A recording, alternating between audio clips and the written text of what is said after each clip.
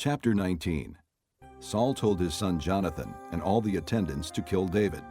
But Jonathan was very fond of David and warned him. My father Saul is looking for a chance to kill you. Be on your guard tomorrow morning. Go into hiding and stay there. I will go out and stand with my father in the field where you are. I'll speak to him about you and will tell you what I find out. Jonathan spoke well of David to Saul, his father, and said to him, Let not the king do wrong to his servant David. He has not wronged you, and what he has done has benefited you greatly. He took his life in his hands when he killed the Philistine. The Lord won a great victory for all Israel, and you saw it and were glad. Why then would you do wrong to an innocent man like David by killing him for no reason? Saul listened to Jonathan and took this oath. As surely as the Lord lives, David will not be put to death. So Jonathan called David and told him the whole conversation. He brought him to Saul, and David was with Saul as before. Once more war broke out, and David went out and fought the Philistines. He struck them with such force that they fled before him. But an evil spirit from the Lord came upon Saul as he was sitting in his house with his spear in his hand. While David was playing the harp, Saul tried to pin him to the wall with his spear, but David eluded him as Saul drove the spear into the wall. That night, David made good his escape.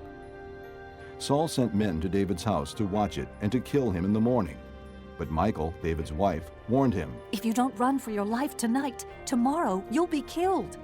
So Michal let David down through a window, and he fled and escaped. Then Michal took an idol and laid it on the bed, covering it with a garment and putting some goat's hair at the head. When Saul sent the men to capture David, Michal said, He is ill. Then Saul sent the men back to see David and told them, Bring him up to me in his bed, so that I may kill him. But when the men entered, there was the idol in the bed, and at the head was some goat's hair. Saul said to Michal, Why did you deceive me like this, and send my enemy away so that he escaped? Michal told him. He said to me, Let me get away. Why should I kill you? When David had fled and made his escape, he went to Samuel at Ramah and told him all that Saul had done to him. Then he and Samuel went to Naioth and stayed there. Word came to Saul, David is in Naioth at Ramah. So he sent men to capture him.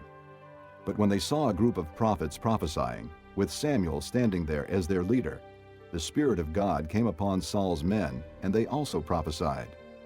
Saul was told about it, and he sent more men, and they prophesied too. Saul sent men a third time, and they also prophesied. Finally, he himself left for Ramah and went to the great cistern at Secu, and he asked, Where are Samuel and David? Over in Naioth at Ramah. They said. So Saul went to Naioth at Ramah, but the Spirit of God came even upon him, and he walked along prophesying until he came to Naioth. He stripped off his robes and also prophesied in Samuel's presence. He lay that way all that day and night. This is why people say, Is Saul also among the prophets?